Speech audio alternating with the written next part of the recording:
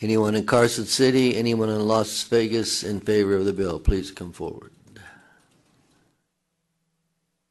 Okay. When you're seated at the table, go ahead and proceed. Don't forget to push the button. Chairman Stewart and committee members, my name is Lisa Mayo-DeRiso. Can you hear me? Yes, could you speak a little louder? Okay. We still not hearing you clearly. My name is Lisa Mayo-DeRiso, and I am here also as a member of the Citizens Task Force for Voter Rights.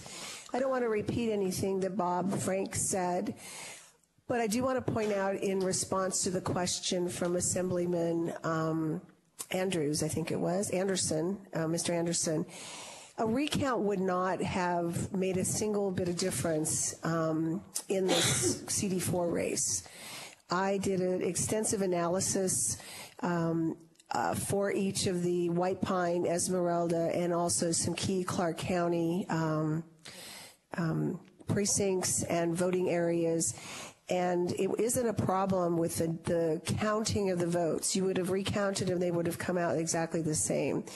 It is a problem with whether or not the person, an individual, selected a candidate and that candidate's vote was recorded in the proper place.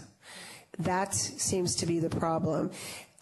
We could go into detail later. There are some very consistent problems throughout White Pine, Esmeralda, and Clark County. Some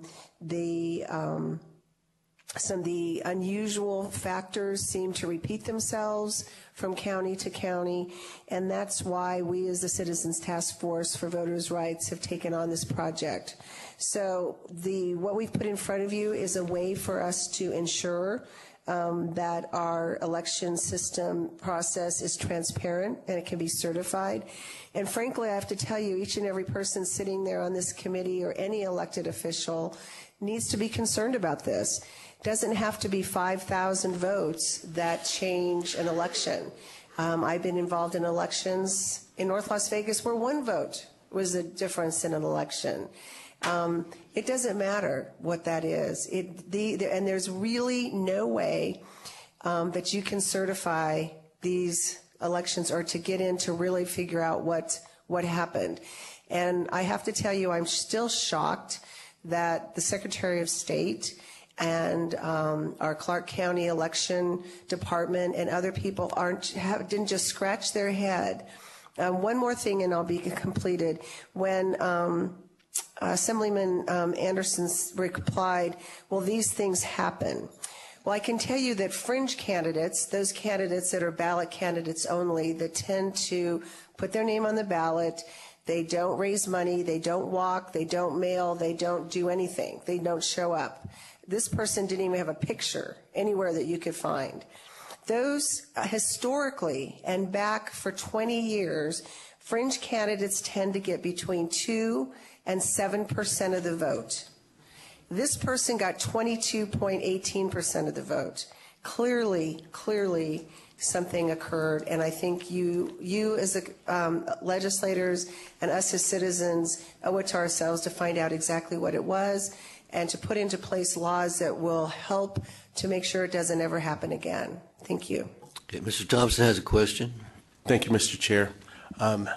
My question goes around, in this situation, since we're talking specifically about this situation, was there an option for none of these candidates? So could it have just been that this person received those votes in default because the person came to the polls and said, I'm going to exercise my right to vote. I don't like maybe what you may consider the preferred candidate, but I'll vote for the other candidate. Could that have been just the simple situation? Lisa Mayo-DeRiso for the record. No, there was no, undecided candidate. And if mathematically a person came to the poll and they had no idea who they wanted to vote for, they had two opportunities. They could have voted for two candidates that were completely unknown on this list, or who I wouldn't say were completely unknown, but had the same campaign profile. In other words, they raised no money, there were no photos of them, they didn't walk to rural counties, they did no campaigning, they just put their name on the ballot. The other individual received 2.15% of the vote.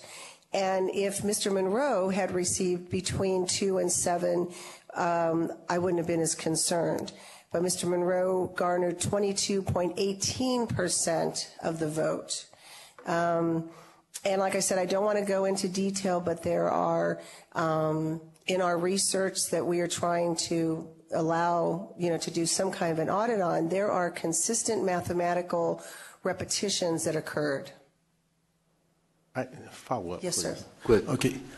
So would you just consider this as an isolated incident? I mean, we're talking about changing up the way in which we do business in the state when it comes around elections. And we've had the elections departments have come at numerous times talking about the system, talking about they are working towards improving the system, and so on and so forth. So it seems like they're trying to get to the level of what we're trying to say. But it seems like this bill, it seems like it's an isolated incident. Can you speak to that at all?